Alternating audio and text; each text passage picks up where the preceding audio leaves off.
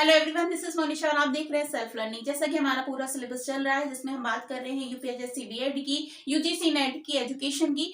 तो उसी कड़ी में आज हमारी यूनिट जो हम स्टार्ट करने वाले हैं वो यूनिट 4 है, मेथोडोलॉजी ऑफ एजुकेशन रिसर्च। हाँ जी, जिसका नाम होता है शैक्षिक अनुसंधान। ठीक है, तो बहुत इंपॉर्टेंट यूनिट है। अगर हम यूपीएससी बीएड की बात करें तो यूनिट 4 आती है ये, और अगर हम यूजीसी नेट एजुकेशन की बात करें तो यही पूरा पूरा सिलेबस आपका आएगा आपकी यूनिट 6 में, है ना।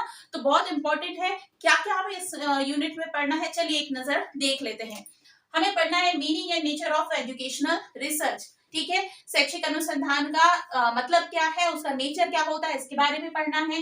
टाइप्स ऑफ एजुकेशनल रिसर्च, मतलब कितने प्रकार के होते हैं शैक्षिक अनुसंधान। और उसके बाद क्वालिटेटिव एंड क्वांटिटेटिव, मात्रात्मक और गुणात्मक रिसर्च क्या होती है, इसके बारे में हम पढ़ेंगे।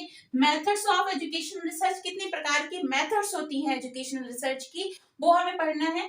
इसके बाद में concept of sample and population. Sample का मतलब होता है न्यायदर्श और पॉपुलेशन का मतलब होता है जनसंख्या। ठीक है, तो इसका क्या मतलब है, क्या इसका इन टर्मिनोलॉजी का यूज क्यों किया जाता है, किस लिए किया जाता है, इसके बारे में हम पढ़ेंगे। इसके बाद में टूल्स। टूल्स का मतलब होता है वो उपकरण जिनके माध्यम से हम रिसर्च की पूरी प्रोसेस को करते हैं, वो कौन से टूल्स होते हैं, किस तरीके से उसका इस्तेमाल होता है रिसर्च में, वो पढ़ना है। Collection of data.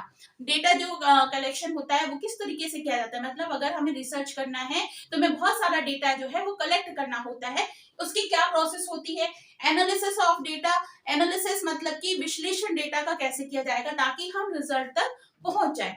और इसके बाद में स्टैटिक्स वाला पोर्शन, क्योंकि जो भी हम टूल्स इस्तेमाल करेंगे वो किससे संबंधित होते हैं, स्टैटिक्स। स्टैटिक्स का मतलब होता है सांख्यिकीय माध्यम से हम अपने जो रिसर्च की प्रोसेस को आगे बढ़ाते हैं। तो उसमें हम यूज करते हैं T test, ANOVA, chi square, factor analysis और कोरिलेशन। ठीक है, तो ये बहुत ही इंपॉर्टेंट टर्म्स हैं जिनको हमें पढ़ना है। अब आप चाहे किसी के भी स्टूडेंट हो, आप यूपीएससी बीएड की तैयारी कर रहे हो, एजुकेशन की से आप उसकी तैयारी कर रहे हो, या फिर आप यूजीसी नेट के स्टूडेंट हो अगर एजुकेशन सब्जेक्ट से, तो इन सभी स्टूडेंट्स को, और अगर आप बीएड या एमएड, सॉरी बीएड के बच्चों को तो ये नहीं होता है, एमएड के बच्चे हैं, एमएड के स्टूडेंट्स हैं, तो आपको ये सारे ही टॉपिक्स पढ़ने पड़ते हैं, क्योंकि एमएड में भी ये पूरा यूनिट है, पूरा का पूरा पेपर है मेथोडोलॉजी ऑफ एजुकेशनल रिसर्च से संबंधित। तो ये सारे टॉपिक्स हम इस यूनिट में कवर करेंगे।